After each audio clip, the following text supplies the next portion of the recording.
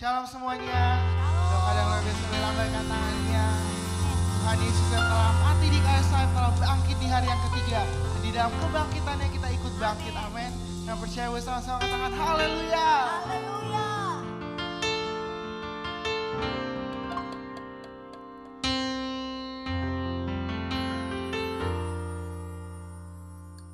Because he lives,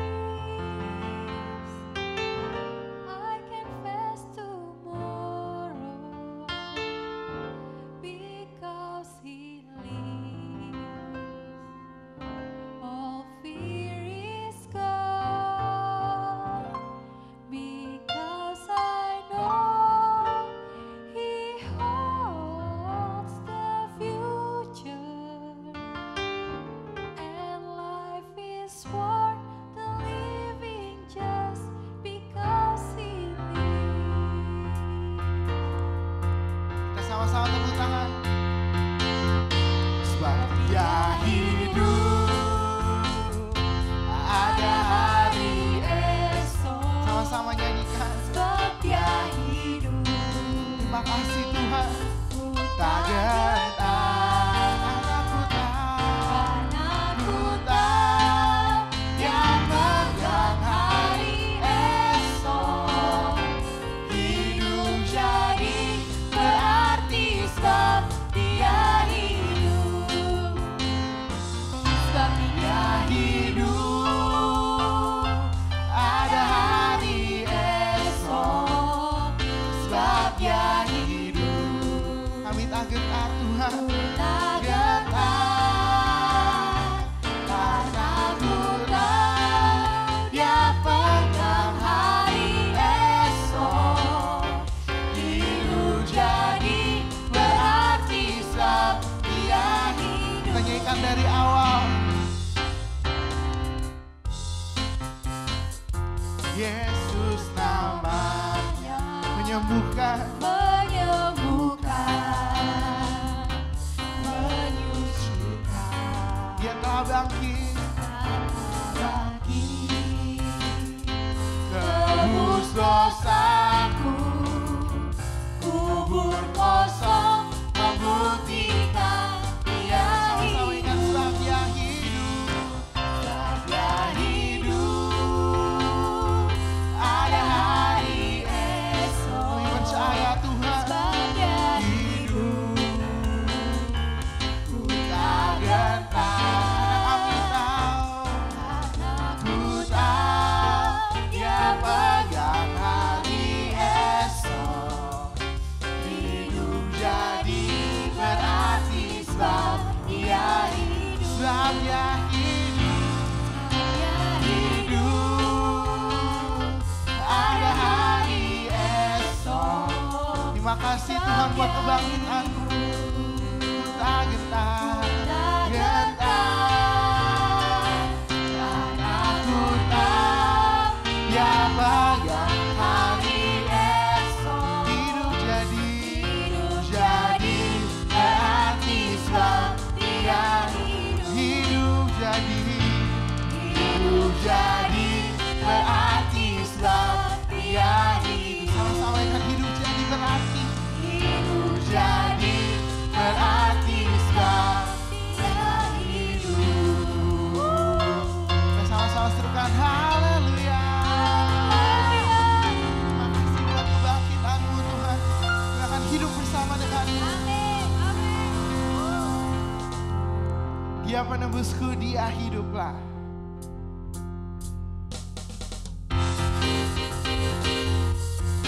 Kita sama-sama tepuk tangan. Haleluya. Engkau akan menebus kami Tuhan. Engkau telah hidup, Engkau telah bangkit bagi kami. Ku tahu Dia penolongku, darahnya tebus dosaku. Ku yakin, Kami yakin Tuhan, ku yakin, dia angkat deritaku, sembuhkan sakitku. Ku yakin, kami yakin Tuhan. ku yakin, Bersama nyanyi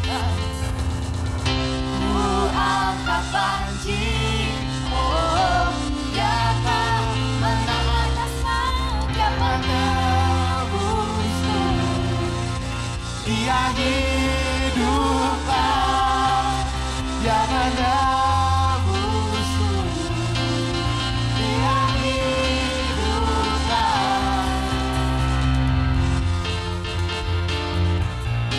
Terima kasih Tuhan. I know He rescues my soul. His blood has covered us. I believe. We believe, Lord. I believe. My shame is taken away. My pain is healed in His name. I believe. Kami percaya Tuhan. I believe. Mari kita angkat tangan kita. I'll raise a banner. Oh, my Lord has conquered the grave. My Redeemer lives. My Redeemer, my Redeemer lives. My Redeemer lives. My Redeemer, my Redeemer lives. My Redeemer lives. Kau telah menebus kami Tuhan.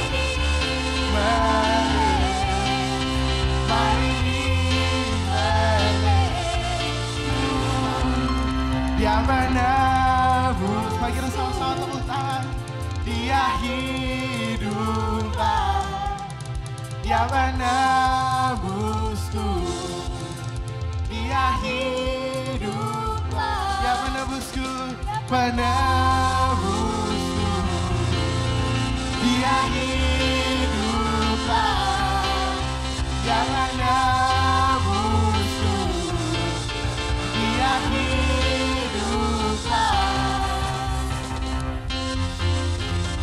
Haleluya.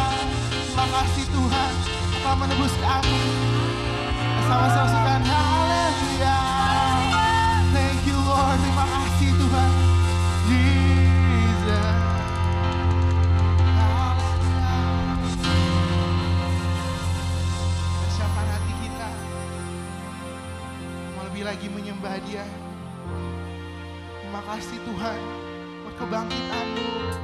Terima kasih Tuhan buat penebusan-Mu dalam hidup kami. Dengan apa kami akan membalas kebaikan-Mu. Dengan apa kami akan membalas Tuhan keselamatan yang Kau telah berikan. Ya Allah, terima kasih Tuhan. Kaulah cukup bagi kami. Kaulah segalanya bagi kami. Ya Allah, kita sama-sama nyanyikan.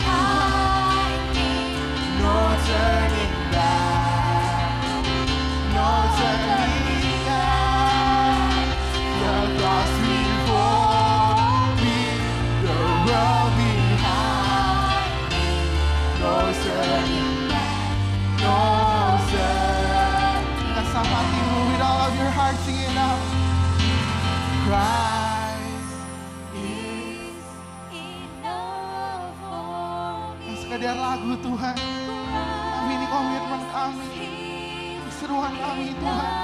Kalau lebih dari cukup, ya Allah Basya, hanya Kau yang dapat memuaskan kami Tuhan. Jesus, Everything I need. Christ is enough. Christ is Allah Basya, Christ is enough. Puni kami Tuhan. For me, everything I need is in You, Lord. Everything I need is in You. Everything I need. Sekali lagi, Christ is enough. Christ is enough. Oh, lebih dari cukup Tuhan. Christ is enough for me. Everything I need is in You. Mari kita sama-sama sembah Dia.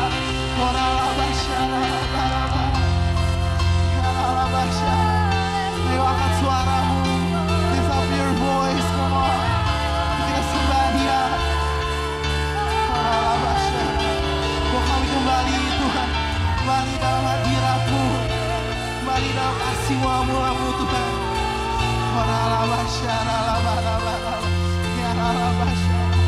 Jesus, hallelujah. Kami mau tinggikan nama-Mu Tuhan. Oh, praise the name. Oh, praise the name. Jesus.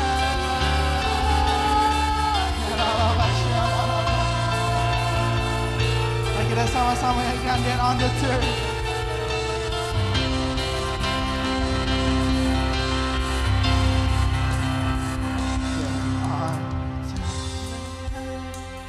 Now break of dawn, the Son of heaven rose again. Oh, triumph of death, where is Your sting? The angels roar for Christ. Sekali lagi Dan on the Turn.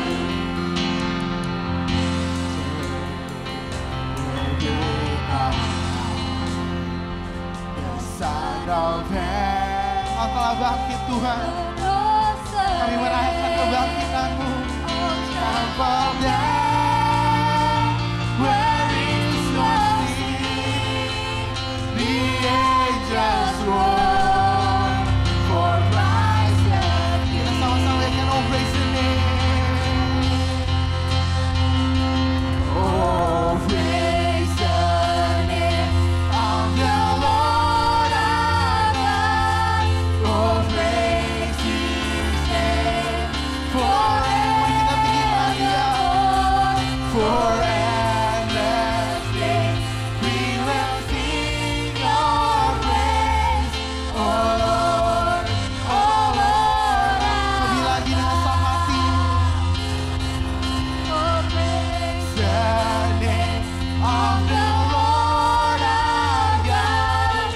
Oh, praise His name forevermore. For endless days we will sing Your praise. Oh Lord, our God. Lebih lagi mari kita tinggikan Dia. Oh, praise the name.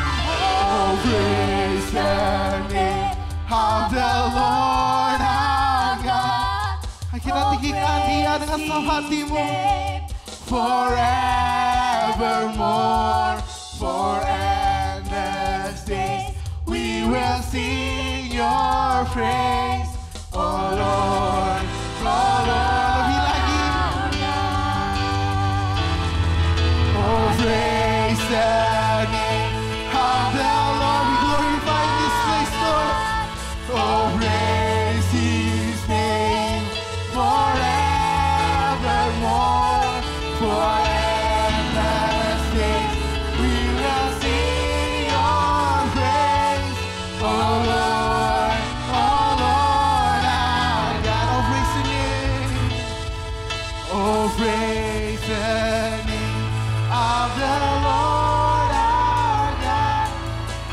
praise His name forevermore, for endless years. We will sing Your praise, oh Lord, oh Lord, our God, oh Lord, oh Lord, oh Lord, oh Lord, our God, oh Lord, oh Lord, oh Lord, our God. Kita beri kemuliaan bagi Dia, dan haleluya.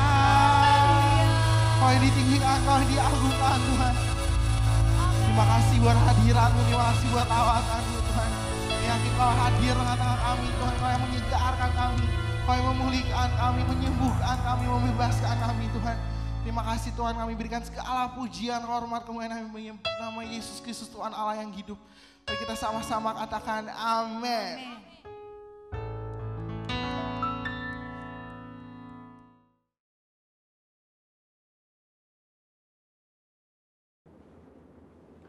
Shalom saudara, saya berharap kita semua dalam keadaan yang luar biasa. Dalam Voice of Pentecost kali ini, kita akan belajar mengenai hati Bapa. Seperti yang kita tahu bahwa Allah menciptakan dan menempatkan manusia sebagai ciptaan yang istimewa dibandingkan dengan ciptaan lainnya. Manusia bukan sekedar diciptakan, tetapi dijadikan seturut gambar dan rupa Allah dan dihembusi dengan nafas kehidupan. Hubungan antara Allah dan manusia bukan hanya antara pencipta dengan ciptaannya, tapi sebuah hubungan yang istimewa, yaitu digambarkan seperti seorang bapa dengan anak-anaknya. Hubungan Allah dan manusia yang disamakan dengan hubungan bapa dan anak diajarkan Tuhan Yesus sendiri yang merupakan hasil dari karya penebusannya di kayu salib. Tuhan Yesus juga mengajarkan sebuah doa yang dikenal dengan doa Bapa kami, dan doa ini dimulai dengan menyebut Allah sebagai Bapa kami yang di sorga. Dalam doanya, ia juga memanggil Allah dengan sebutan Bapa. Dalam pengajarannya, ia memakai perumpamaan bapa dan anak seperti perumpamaan anak sulung dan anak bungsu. Inilah hubungan yang Allah ingin nyatakan kepada manusia ciptaannya, tetapi karena pemberontakan dan pelanggaran perintah Allah oleh manusia, maka hubungan ini menjadi rusak. Iblis memperdaya manusia dengan tipuan yang buat seolah-olah Allah berbohong dan tidak mau tersaingi oleh manusia. Iblis juga menyatakan bahwa manusia akan menjadi seperti Allah ketika memakan buah pengetahuan yang baik dan jahat. Menjadi seperti Allah adalah sebuah hal yang membuat manusia tertarik untuk makan buah itu, sekalipun mengerti segala konsekuensi yang harus ditanggung dan hasilnya justru menghancurkan hubungan yang baik antara Allah dan manusia. Demikian juga hari-hari ini, iblis terus merusak gambaran Bapa Sorgawi dengan cara merusak gambaran Bapa Jasmani agar manusia kehilangan hubungan yang istimewa ini. Nah, berikut ini adalah kesalahan dari tindakan Bapa Jasmani yang merusak gambaran Bapa Sorgawi. Yang pertama, seorang ayah yang menggunakan otoritasnya dengan sewenang-wenang dan memberikan kasih bersyarat kepada anak-anaknya. Maka seorang anak akan sukar menerima dan percaya akan kasih Bapa Sorgawi yang tak bersyarat. Yang kedua, seorang ayah yang suka berbohong dan tidak menepati janji karena berbagai alasan yang dibuat-buat akan menjadikan anak-anaknya tidak dapat mempercayai janji-janji Bapa Sorgawi. Dan yang ketiga, seorang ayah yang tidak menyediakan waktu yang cukup dan berkualitas untuk anak-anaknya, yang akhirnya membuat anak merasa tidak dihargai dan tidak dapat mempercayai kasih Bapa. Sebuah hasil survei yang dilakukan di kalangan generasi muda Gereja Bethel Indonesia menyatakan bahwa ketika menghadapi masalah, hanya 30% yang bercerita kepada orang tuanya, sedangkan 59% lainnya bercerita kepada orang lain, dan 11% memendam masalah itu sendiri. Selain itu, 12,5% kaum muda GBI mengakui bahwa mereka memiliki hubungan yang buruk dengan orang tua, dan 43% tidak ingin memiliki pasangan hidup seperti orang tuanya. Anak yang orang tuanya bercerai memiliki potensi 2 kali lipat lebih besar mengalami hubungan yang buruk dengan orang tuanya dan berkeinginan untuk bunuh diri dibandingkan dengan anak yang orang tuanya tidak bercerai. Pengakuan dari mereka yang memiliki hubungan yang buruk diakibatkan karena tersakiti oleh kata-kata yang diucapkan orang tua, mendapatkan pukulan fisik, merasa orang tua tidak memiliki waktu yang cukup bagi dirinya, dan tidak bisa menjadi teladan. Pada kenyataannya, tidak semua orang dapat memanggil Tuhan dengan sebutan Bapa. Ada keraguan, bahkan penolakan untuk menyebut Bapa karena pengalaman-pengalaman yang buruk dengan orang tuanya. Hal ini menyebabkan banyak dari kita tidak dapat memiliki hubungan yang dekat dengan Bapa Sorgawi. Padahal Alkitab memberikan gambar yang sangat jelas bahwa Allah adalah Bapa yang sangat mengasihi manusia. Supaya kita mengalami kasih Bapa, Kita bisa mulai dengan menerima kasih-Nya yang utama yang dinyatakan melalui Yesus Kristus yang mati di kayu salib untuk menebus dosa dan menyediakan keselamatan yang kekal bagi kita. Di kayu salib, Tuhan Yesus berteriak, Eli, Eli, lama sabatani, yang artinya Allahku, Allahku, mengapa engkau meninggalkan aku? Tuhan Yesus ditinggalkan Bapaknya supaya kita semua bisa diperdamaikan dengan Bapa Sorgawi dan mengalami pemulihan dalam hubungan kasih Bapa. Matius 7 ayat 11 berkata, jadi jika kamu yang jahat tahu memberi pemberian yang baik kepada anak-anakmu, apalagi Bapamu yang di sorga, Ia akan memberikan yang baik kepada mereka yang meminta kepadanya. Bapa di sorga tidak akan mengecewakan anak-anaknya. Kasih Bapa Sorgawi melebihi kasih seorang Bapa jasmani dan mampu memberikan yang baik kepada anak-anaknya. Dan bagian terbaiknya adalah Bapa memberikan Roh-Nya sendiri kepada anak-anaknya sebagai penasehat dan penolong. Amsal 14 ayat 26 menjanjikan bahwa dalam takut akan Tuhan ada ketentraman yang besar, bahkan ada perlindungan bagi anak-anaknya. Bapa memberikan perlindungan kepada anak-anaknya untuk bisa hidup sesuai dengan rencananya dan mencapai kesempurnaan dalam panggilannya. Maka dari itu, mari kita percaya bahwa Bapa Sorgawi adalah Bapa yang sangat mengasihi umatnya dan mengalami kasih Bapa melalui perjumpaan pribadi dan kehidupan yang berjalan bersama Dia. Mengalami janji-janji Allah dan melihat kesetiaan Allah terbukti membuat kita bisa mempercayai Dia dan mempercayakan hidup kita kepadanya. Bapa memberikan Roh Kudus-Nya agar kita percaya akan kasih Bapa dan mampu untuk mengampuni orang-orang yang pernah merusak gambaran Bapa yang baik serta memulihkan hati kita menjadi baru untuk bisa mengalami kasih Bapa yang sempurna. Saudara, untuk penjelasan lengkapnya dari tim teologi kami, silakan cek link yang ada di atas atau scan QR Code yang tersedia. Salam integritas, Tuhan Yesus memberkati.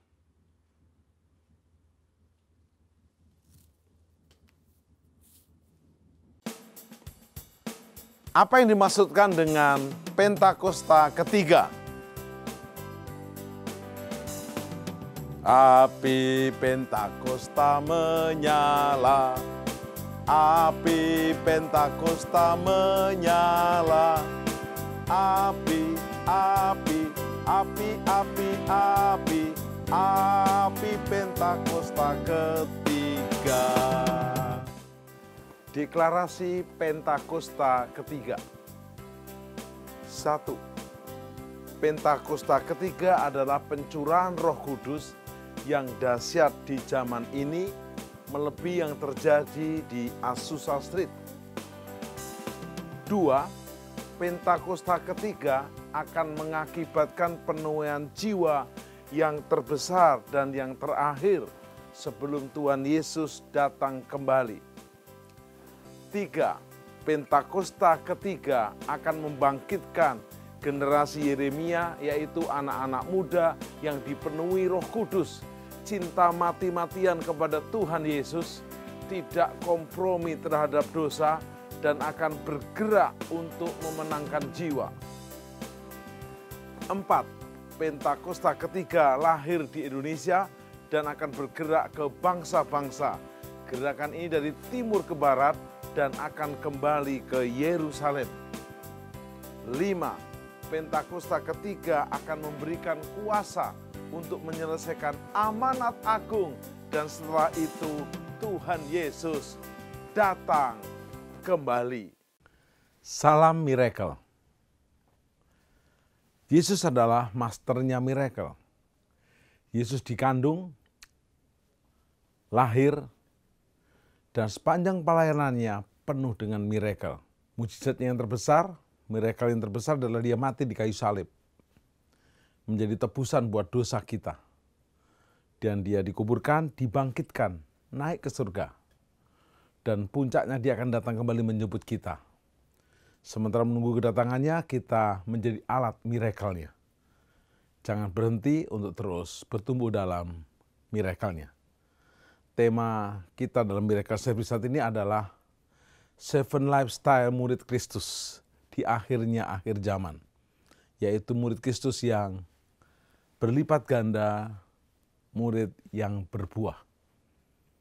Yohanes 15 ayat 8.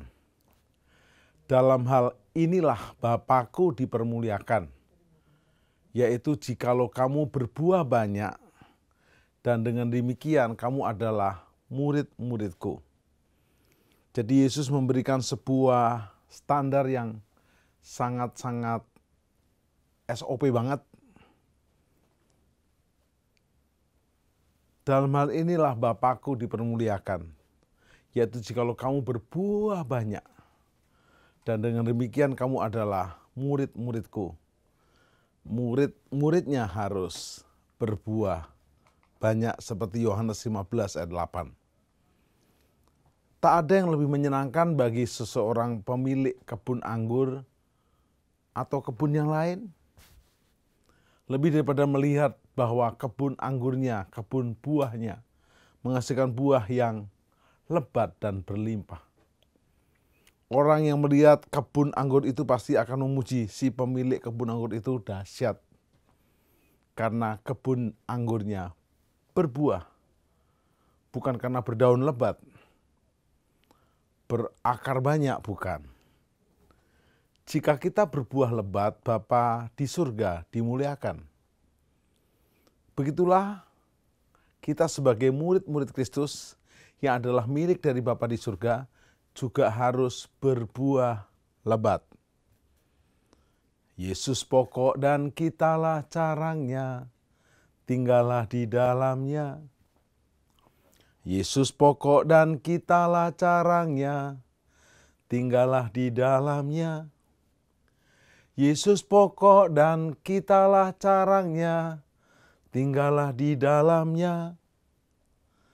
Pastilah kau akan berbuah. Dan dengan demikian membuktikan bahwa kita adalah sungguh-sungguh murid Kristus. Buah-buah itu ditunjukkan melalui buah pertobatan kita, buah pelayanan kita, buah jiwa-jiwa yang kita hasilkan, terlebih buah roh atau karakter kita yang seperti Kristus. Orang Kristen, orang percaya serupa dengan Kristus adalah merupakan target goal akhir. Orang Kristen yang tidak berbuah akan menjadi penghambat bagi orang lain atau penghambat bagi murid Kristus yang berbuah lainnya. Hari-hari ini hasilkan buah sesuai pertobatan. Anda bertobat, ya hasilkanlah buah pertobatan itu. Perubahan hidup. Perubahan 180 derajat. Bukan, mohon maaf, 360 derajat kembali seperti yang lama. Berbaliknya 180. Hasilkanlah buah pertobatan. Yang kedua, hasilkanlah buah pelayanan dan juga buah jiwa-jiwa. Dan puncaknya buah roh atau karakter. Tentu Yesus tidak mungkin memberi perintah yang kita tidak bisa lakukan. Yohanes 15 ayat 16 berkata, bukan kamu yang memilih aku, tetapi akulah yang memilih kamu. Untuk kamu pergi dan menghasilkan buah, dan buahmu itu tetap. Supaya apa yang kamu minta kepada Bapa dalam namaku diberikan kepada kamu. Kita coba dalami yang pertama, buah pertobatan. Untuk menjadi seorang Kristen, murid Kristus, seorang anak Allah, dan juga sekaligus menjadi kekasih-kekasih murid yang jadi mempelai Kristus, hasilkan buah pertobatan, perubahan hidup. Bertobat itu metanoia, merubah pikiran. Syarat utama untuk memasuki kerajaan Allah adalah pertobatan. Yesus memberitakan kerajaan Allah sudah dekat. Bertobatlah. Pertobatan menyatakan perubahan pola pikir.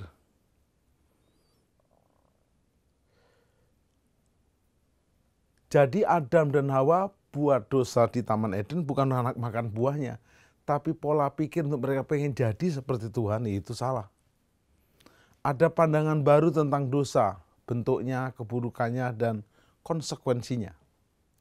Pertobatan menyatakan perubahan sikap atau tindakan. Tindakan pertobatan berbalik kepada Allah. Kisah Rasul 26 ayat 20, Lukas 15 ayat 18. Berbalik dari mengasihi diri sendiri menjadi mengasihi Allah. Dari tidak taat menjadi taat, dari pemberontak menjadi penurut. ada perubahan. Kita lihat Sakius, kalau aku pernah memerasku kembalikan. Wow. Separuh hartaku kuberikan kepada orang miskin, habis hartanya. Tapi dia kesukaannya nggak pernah habis. Kita bertobat, berubah menjauhi dosa. 2 Korintus 7 ayat 14, Kisah Rasul 14 ayat 15. Keputusan untuk membenci dosa, meninggalkan perbuatan dosa untuk selamanya. Tambah hari, tambah cinta Yesus, tambah hari, tambah ku percaya, tambah hari, tambah benci dosa, dosa kecil, dosa besar, dosa tanggung, pokoknya dosa. Tambah hari, tambah ku setia. Waktu Yusuf digoda oleh Tante Potifar, aman.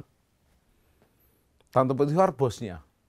Om Potifar sedang keluar negeri, nggak ada orang lain. Tante Potifar menjamin, tapi Yusuf ngomong gini, tidak mungkin aku berbuat dosa kepada Tuhan Allah. Bukan kepada Om Potifar, ke Tuhan Allah. Membenci dosa, menjauhi dosa. Bahkan Yusuf sempat mau lari, tapi sebelumnya ditarik bajunya oleh Tante Potifar. Nah ini masalah.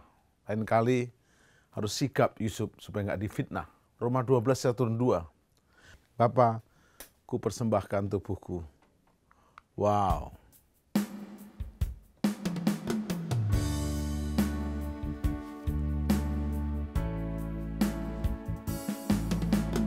Bapa, ku persembahkan tubuhku sebagai persembahan yang hidup, kudus, dan yang berkenan padamu, sebagai ibadah yang sejati. Ku sembah Kau Tuhan, ku sembah Kau Tuhan, ku serahkan hidupku kepadamu untuk kemuliaan nama-Mu. Beberapa ciri dari pertobatan. Mengakui dosa kita melalui doa. Lukas 18 ayat 13. Membayar harga, Lukas 19 ayat 18. Melepaskan ilah-ilah lain, berhala lain, 1 Samuel 7 ayat 3. Kisah 19 ayat 19. Melayani Allah, 1 Tesalonika 1 ayat 9. Menghasilkan buah yang baik, Matius 3 ayat 8. Dan melakukan pekerjaan baik, Kisah 26 ayat 20. Anda ingat Yesus memberi contoh ada 2 orang yang sedang berdoa di bait suci, di rumah Tuhan. Yang satu orang ahli-ahli Taurat, Saduki, Farisi. Yang di belakangnya sang pemungut cukai. Yang ahli Farisi Saduki berkata, Tuhan aku bersyukur. Aku boleh membayar perpuluhan, memberikan persembahan. Aku tidak seperti pemungut cukai itu. Dengan gayanya si Farisi Saduki ini berdoa seperti itu. Tapi Tuhan tidak mendengar. Justru pemungut cukai itu berlutut dan berkata, ampuni dosaku. Aku nggak layak. Tuhan yang mendengar doanya. Hari-hari ini hasilkan buah sesuai pertobatan. Yang kedua, buah pelayanan dan buah jiwa memuridkan semua bangsa. Ingat, Yesus tidak akan datang saat Injil belum diberitakan ke seluruh dunia. Kita harus menuntaskan amanat agung Kristus. Pergi jadikan semua bangsa muridku. Firman Allah telah katakan, pergilah kamu ke seluruh dunia. Jadikanlah semua bangsa muridku. Serta baptiskan dalam nama Bapa dan Anak dan Roh Kudus. Ku sertamu hingga kesudahan alam. hari-hari ini mari jangan bengong seperti murid-murid di Galilea, melihat Yesus naik. Action, lakukan buah pelayanan untuk menjangkau jiwa-jiwa. Sebab jiwa adalah detak jantung hatinya Tuhan. Yesus bahkan mau disalib untuk hanya satu orang berdosa di muka bumi ini. Pastikan Anda dan saya bergerak menjadi murid yang punya gaya hidup. Menghasilkan buah pelayanan, buah jiwa. Kita selesaikan, kita tuntaskan tas amanat agung Kristus. Pergi, beritakanlah, pergi, serukanlah, pergi, kabarkanlah Injil kerajaannya. Pergi. Nah, dahsyat. Kan itu pergilah. Biarlah Anda dan saya bukan hanya menghasilkan buah yang sesuai pertobatan, tapi kita mulai bergerak menghasilkan buah pelayanan, buah jiwa sebagai hasil menuntaskan amanat agung. Yang ketiga, buah roh, buah karakter. Galatia 5:22 berkata dan 23, tetapi buah roh ialah kasih, sukacita, damai sejahtera, sabar, murah, dan baik serta bersifat setia, lemah lembut juga, penguasaan diri. Itu buah roh dalam anak Tuhan. Tidak ada hukum yang menentang hal-hal itu. Buah Roh Kudus adalah istilah kita merangkum 9 sifat nyata dari hidup Kristen yang menurut Rasul Paulus di pasal ini adalah ini buah roh kita. Meskipun tentu ada 9 sifat atau atribut, tetapi istilah aslinya adalah bahasa Yunani untuk buah adalah kata tunggal. Menegaskan bahwa hanya ada satu buah dengan 9 sifat. Di seluruh Alkitab orang saleh diibaratkan seperti pohon. Dan di pasal ini Paulus menjelaskan buah macam apa yang harus dihasilkan oleh pohon yang baik. Yaitu orang saleh dan orang benar menghasilkan buah bukan hanya bertobat, buah pertobatan, buah pelayanan, buah jiwa, tapi buah roh, buah dalam karakter kita. Kita para pengikut Kristus yang sejati menghasilkan buah-buah yang nyata. Buah Roh Kudus memiliki 9 tes yang dapat dikelompokkan dalam 3 bagian. Pertama, kasih, sukacita, damai, sejahtera. Ini satu paket. Kasih, sukacita, damai, sejahtera. Gampang ya. Kasih, sukacita, damai, sejahtera. Jadi kasihnya keluar, sukacitanya menyala, damainya masuk lagi ke dalam. Ini adalah suatu yang memancar dari dalam seseorang, yang menghasilkan buah Roh Kudus. Sesuatu yang orang lain lihat dan rasakan. Dengan cepat orang akan melihat ketiga hal ini memancar dari dalam kehidupan saya dan saudara. Kasih, sukacita, damai sejahtera memancar. Anda tidak perlu teriak-teriak, gua Kristen loh, gua murid Kristus, nggak usah. Alirkan kasihmu, sukacitamu, damai sejahteramu, apapun yang terjadi. Jadi kasih, sukacitanya, damai sejahtera tahan banting. Orang yang dipenuhi kasih dari Tuhan, maka ia akan dipenuhi oleh sukacita dan damai sejahtera dalam hidupnya. Roh Kudus yang mengerjakan hal ini. Roma 14:11 berkata, sebab kerajaan Allah bukanlah soal makanan atau minuman, tetapi kebenaran, damai sejahtera, dan sukacita oleh Roh Kudus. Orang yang demikian, di lingkungan manapun dia berada, dia akan selalu membagikan kasih. Dimanapun dia berada, kapanpun, apapun terjadi, dia akan memberikan dampak sukacita di tempat itu. Dimanapun dia berada, dia selalu menjadi pembawa damai. Orang-orang berkata kalau udah ada lu nggak rame. Kasih yang sesungguhnya adalah kasih yang memberi. Kasih dunia ini telah dirusak oleh kasih yang menuntut. Atau mohon maaf, kasih bisnis. Karena dikasih hadiah ulang tahun, maka ngasih hadiah ulang tahun itu bukan kasih, itu namanya bisnis. Pergaulan bebas di kalangan anak muda juga disebabkan karena pengertian kasih yang keliru. Itu namanya kasih yang sementara, kasih yang KW, bohong dan palsu. Kasih yang sesungguhnya adalah kasih yang memberi, kasih yang mengharapkan yang terbaik bagi orang yang kita kasih. Jadi memberi, kasih yang menghormati, kasih yang menginginkan orang yang kita kasih untuk semakin diangkat dan mulia. Pujian ini berkata,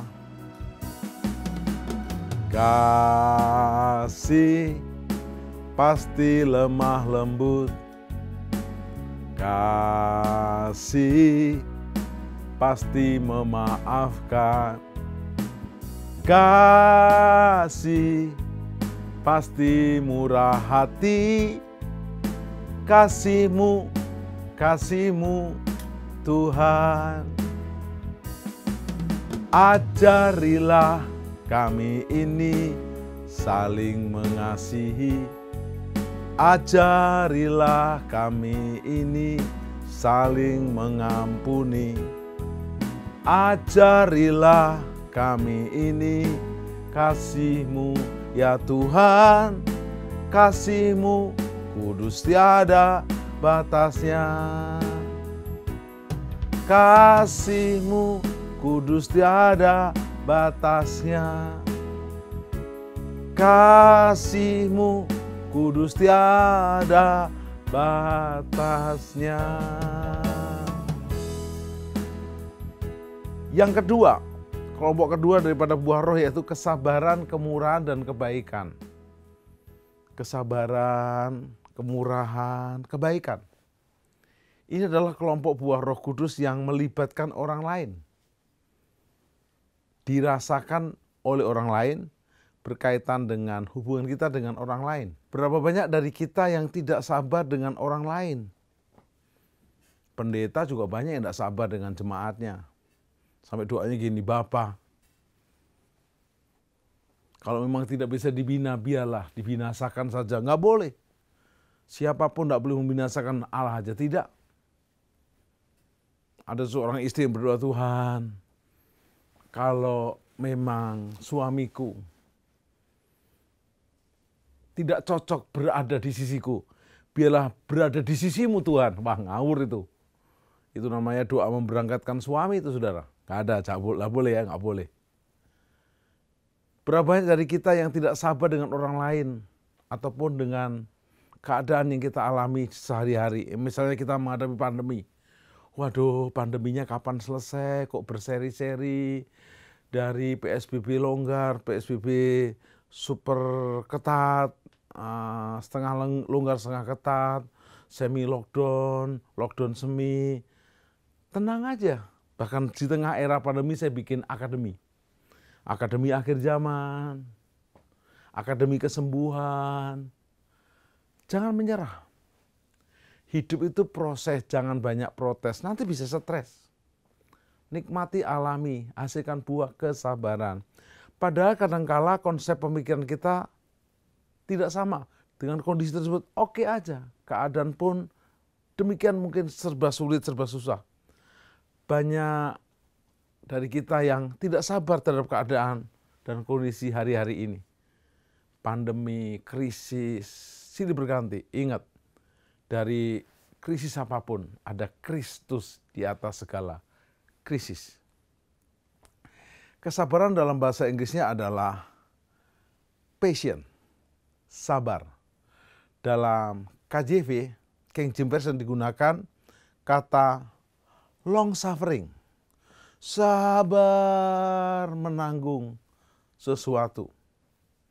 Pujian berkata, sabar dalam susah sukamu, sabar Tuhan berikan padamu, sabar, sabar.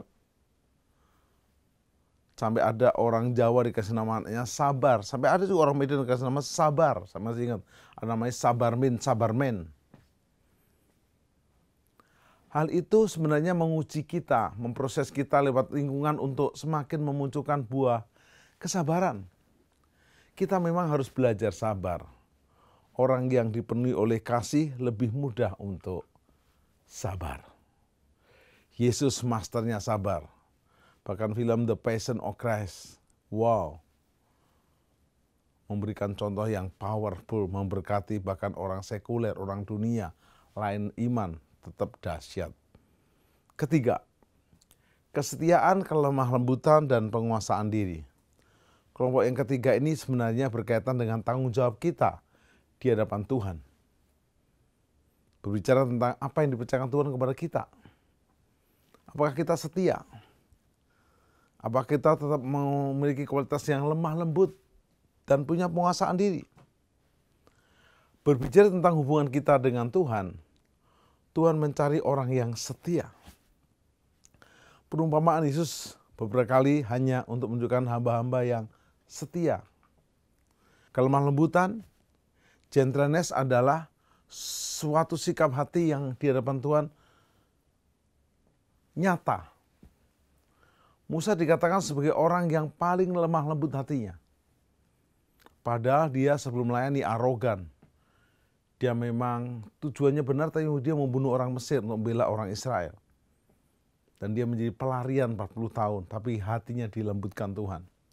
Lemah lembut tidak ada hubungannya dengan lemah gemulai, enggak. Apalagi lembut, jangan. Musa saat diproses Tuhan di gunung Median, di padang Median. Dengan mudah ia remuk hati, hatinya begitu mudah dibentuk.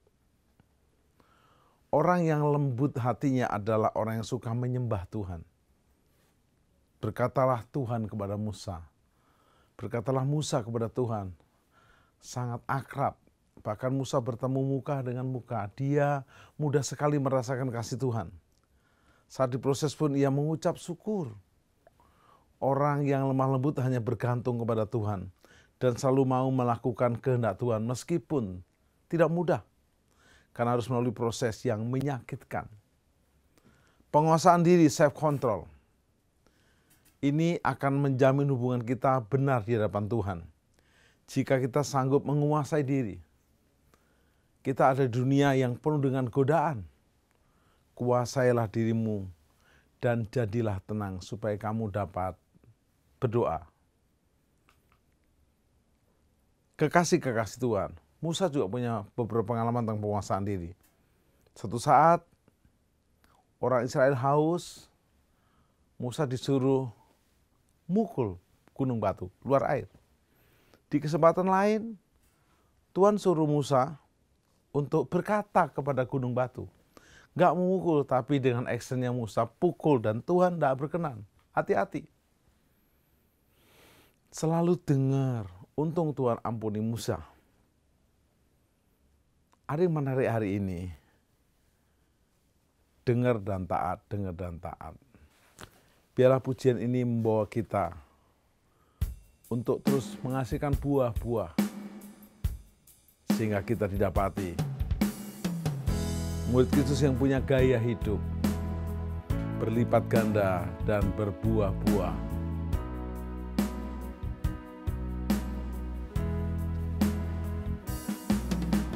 Kasih pasti lemah lembut. Kasih pasti memaafkan. Kasih pasti murah hati. Kasih-Mu, kasih-Mu Tuhan. Ajarilah kami ini saling mengasihi. Ajarilah kami ini saling mengampuni.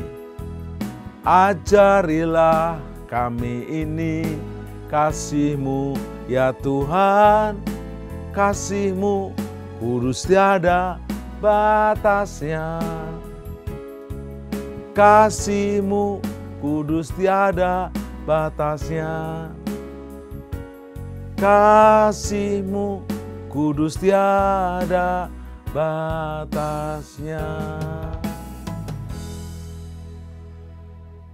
Kekasih-kekasih Tuhan,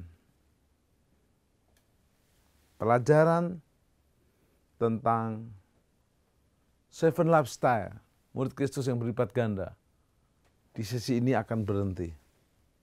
Saya juga berhenti berbicara, tapi Roh Kudus tidak berhenti berbicara. Anda periksa diri, sudahkah Anda menjadi murid Kristus, punya gaya hidup berbuah-buah? Yesus berkata, Yesus adalah pokok dan kita adalah carangnya. Tinggallah di dalamnya. Sebagai ranting kita melekat kepadanya, pasti kita berbuah banyak. Terkadang sebagai ranting Anda mungkin dibersihkan. Sakit, gak enak. Berikan dirimu dibersihkan. Dan terus tetap nempel. Bapa, sempurnakan pelajaranmu, firman-Mu, untuk kami boleh tinggal dalam firman-Mu, firman-Mu dalam kami. Kami sebagai ranting boleh nempel sama Yesus sebagai pokok. Dan kami siap berbuah. Berbuah yang sesuai pertobatan. Berbuah roh. Berbuah karakter. Berbuah pelayanan. Berbuah jiwa. Dan Roh Kudus yang menyempurnakan itu semuanya. Mampukan kami. Kalau ada di antara kami yang sakit, sembuhkan dan pulihkan, perbarui. Dan kami siap menjadi murid-murid-Mu yang punya gaya hidup. Murid Kristus yang berlipat ganda dan berbuah banyak. Berkat Bapa, Yesus dan Roh Kudus berlimpah atasmu dan keluargamu. Dalam nama Yesus. Amin. Deklarasi iman Mazmur 91 dalam lindungan Allah. Orang yang duduk dalam lindungan yang maha tinggi dan bermalam dalam naungan yang maha kuasa akan berkata kepada Tuhan, tempat perlindunganku dan kubu pertahananku, Allahku yang kupercayai. Sungguh, Dialah yang akan melepaskan engkau dari jerat penangkap burung, dari penyakit sampar yang busuk. Dengan kepaknya ia akan menudungi engkau, di bawah sayapnya engkau akan berlindung. Kesetiaannya ialah perisai dan pagar tembok. Engkau tak usah takut terhadap kedahsyatan malam, terhadap panah yang terbang di waktu siang, terhadap penyakit sampar yang berjalan di dalam gelap, terhadap penyakit menular yang mengamuk di waktu petang. Walau 1.000 orang rebah di sisimu dan 10.000 rebah di sebelah kananmu, tetapi itu tidak akan menimpamu. Engkau hanya menontonnya dengan matamu sendiri dan melihat pembalasan terhadap orang-orang fasik. Sebab Tuhan ialah tempat perlindunganmu, yang maha tinggi telah kau buat tempat perteduhanmu. Malapetaka tidak akan menimpa kamu, dan tulah tidak akan mendekat kepada kemahmu. Sebab malaikat-malaikatnya akan diperintahkannya kepadamu untuk menjaga engkau di segala jalanmu. Mereka akan menatang engkau di atas tangannya, supaya kakimu jangan terantuk kepada batu. Singa dan ular tedung akan kau langkai. Engkau akan menginjak anak singa dan ular naga. Sungguh hatinya melekat kepadaku, maka aku akan meluputkannya. Aku akan membentenginya, sebab ia mengenal namaku. Bila ia berseru kepadaku, aku akan menjawab. Aku akan menyertai dia dalam kesesakan. Aku akan meluputkannya dan memuliakannya.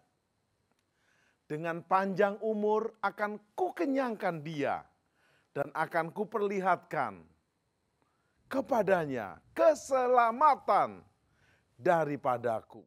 Mazmur 91, dalam lindungan Allah, Bapa Surgawi, Yesus Kristus dan Roh Kudus.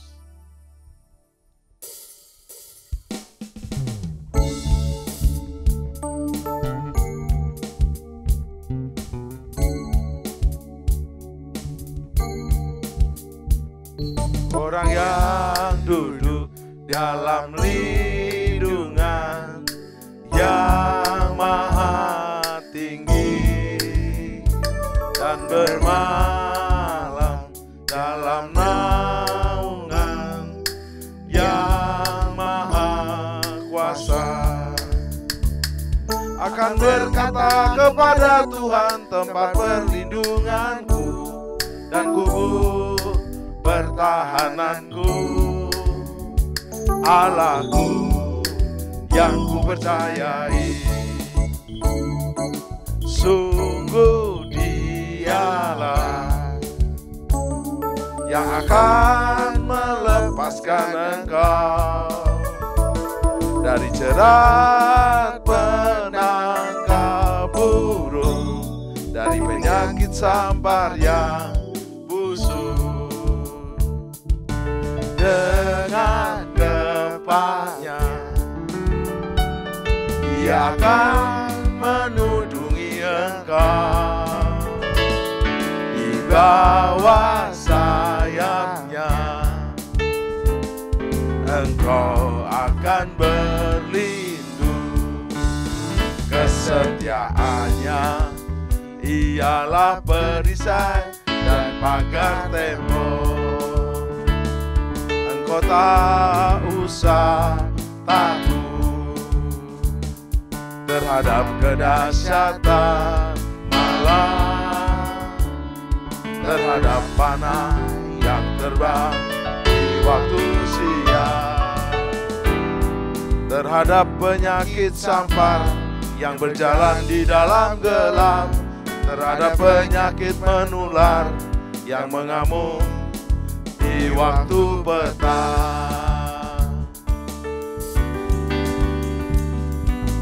Walau seribu orang rebah di sisimu dan 10.000 di sebelah kananmu,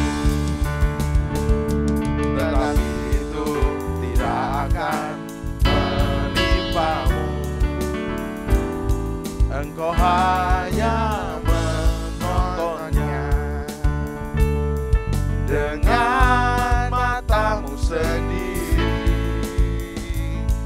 dan melihat pembalasan terhadap orang-orang fasik.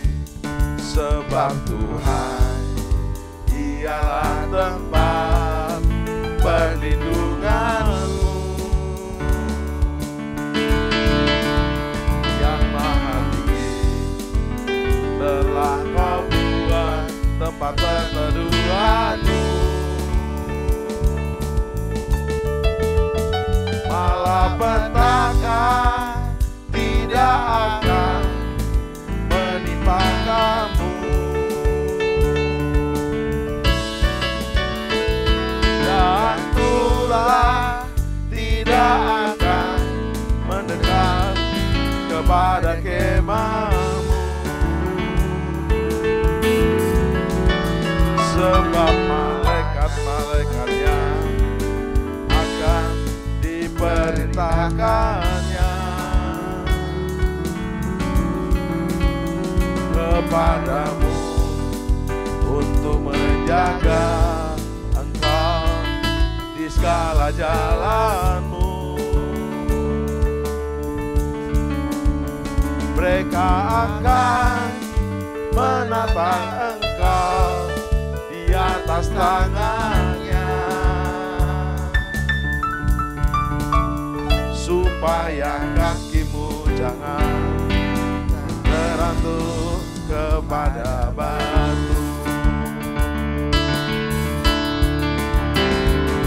Singa dan ular teduh akan kau langkahi, engkau akan menginjak anak singa dan ular naga. Sungguh hatinya melekat kepadaku, maka aku akan meluputkannya. Aku akan membentenginya, sebab Dia mengenal namaku. Bila Ia berseru kepadaku, aku akan menjawab. Aku akan menyertai Dia dalam kesesakan. Aku akan meluputkannya dan memuliakannya. Dengan panjang umur akan ku